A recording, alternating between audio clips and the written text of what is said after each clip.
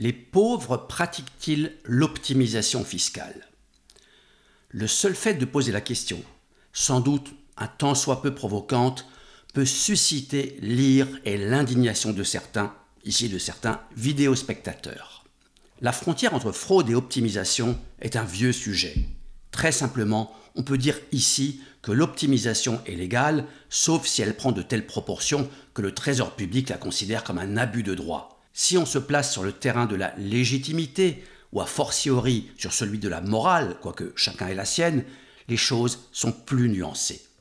La fraude est bien entendu illégale et passible de sanctions pénales, en plus des mesures de redressement et des sanctions fiscales. Demander s'il est pauvre, avec des guillemets, car la définition de la pauvreté est fluctuante, donc demander si les pauvres pratiquent l'optimisation peut donc effectivement être perçu comme une question choquante.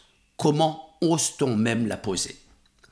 Déjà, les pauvres ne payent pas ou peu d'impôts. Ils n'ont donc rien à optimiser. Mais il y a parfois à frauder, puisque la fraude aux prestations n'est pas marginale, même si là aussi, certains la considèrent, sinon légitime, du moins excusable, ou en tout cas bien moins choquante que la fraude fiscale, celle des riches, là aussi avec des guillemets. Ce qui est sûr, c'est qu'il ne faut pas se borner à l'aspect purement fiscal, mais élargir la question à l'ensemble du régime de redistribution. Les impôts, les taxes, les contributions aux charges sociales, les prestations, les subventions, les exonérations, les aides diverses. C'est aussi vrai pour les riches, donc, et les classes moyennes, donc pour tout le monde, y compris bien évidemment pour les entreprises, du plus petit entrepreneur à la multinationale. Et plus on est gros, plus on est riche, et mieux on est entouré, conseillé pour optimiser, c'est-à-dire pour échapper à l'impôt et à d'autres contributions sans franchir la ligne jaune de la fraude. Quelques géants américains du numérique, parmi les plus grandes entreprises de la planète, sont passés maîtres en la matière. Mais si on écarte les riches et les entreprises, l'optimisation est presque systématique et encouragée partout. Nous disions classe moyenne, quiconque ayant des revenus moyens justement, ou un peu de patrimoine, par exemple suite à une succession, va se voir proposer des produits de défiscalisation par sa banque. Faut-il les blâmer, la banque et son client? La démarche intellectuelle d'un chômeur, auquel une conseillère en économie sociale et familiale suggère de cocher telle case dans un formulaire pour obtenir un avantage quelconque, est-elle si différente de celle d'une star du sport, du showbiz ou des affaires auquel l'avocat fiscaliste conseille d'en cocher une autre? Ah non, me rétorquera-t-on, ça n'a rien à voir. Un peu quand même peut-être. On parle de raisonnement, de logique intellectuelle, pas de montant modeste ou important. Combien d'anticapitalistes virulents, de pourfendeurs de l'argent roi ne ratent jamais un tirage du loto, surtout pas quand la cagnotte de l'euro-million dépasse 100 millions.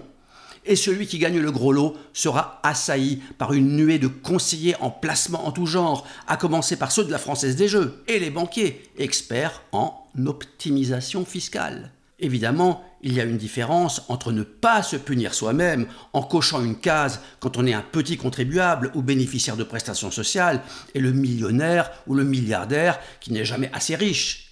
Comme nous disions, l'optimisation est légale, sauf lorsqu'elle dégénère en abus de droit. Et dans un état de droit, ce qui est légal peut difficilement être considéré comme illégitime. Certes, l'argent appelle l'argent, et souvent, plus on en a, plus on en veut. Mais on peut aussi comprendre que si le niveau des prélèvements donne le sentiment d'être confiscatoire, le contribuable fortuné peut être incité à chercher des alternatives à l'étranger, parfois dans l'illégalité. C'est vrai aussi du niveau des prélèvements sociaux.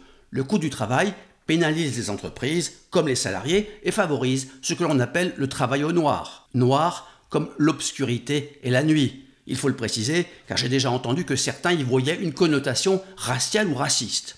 Drôle d'époque. Le propos n'est évidemment pas de légitimer ce comportement, encore moins de l'encourager, mais simplement de constater l'évidence. C'est comme ça partout. Par exemple, il faut lutter contre le tabagisme, notamment en augmentant les prix du tabac, mais cela favorise aussi un marché parallèle.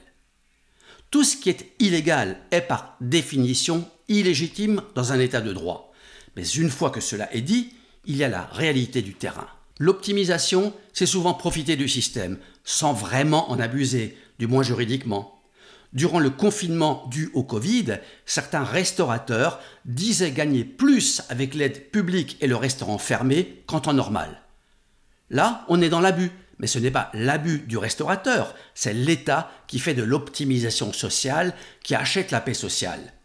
Quoi qu'il en coûte, pour éviter que ça pète. Et aujourd'hui, on évoque la mise sous tutelle de la France surendettée par le FMI. Les pauvres ont toutes les raisons d'optimiser leur situation. Comme les autres. Hélas, ils ne le font pas assez. À côté de ceux qui abusent et qui fraudent, vous avez d'innombrables personnes qui ne font pas valoir leurs droits, qui ne réclament pas ce qu'elles pourraient pourtant obtenir. Il y aurait plus de 200 aides sociales en France et on peut plaider que c'est beaucoup trop. Mais c'est un autre sujet. Merci de votre écoute et à bientôt.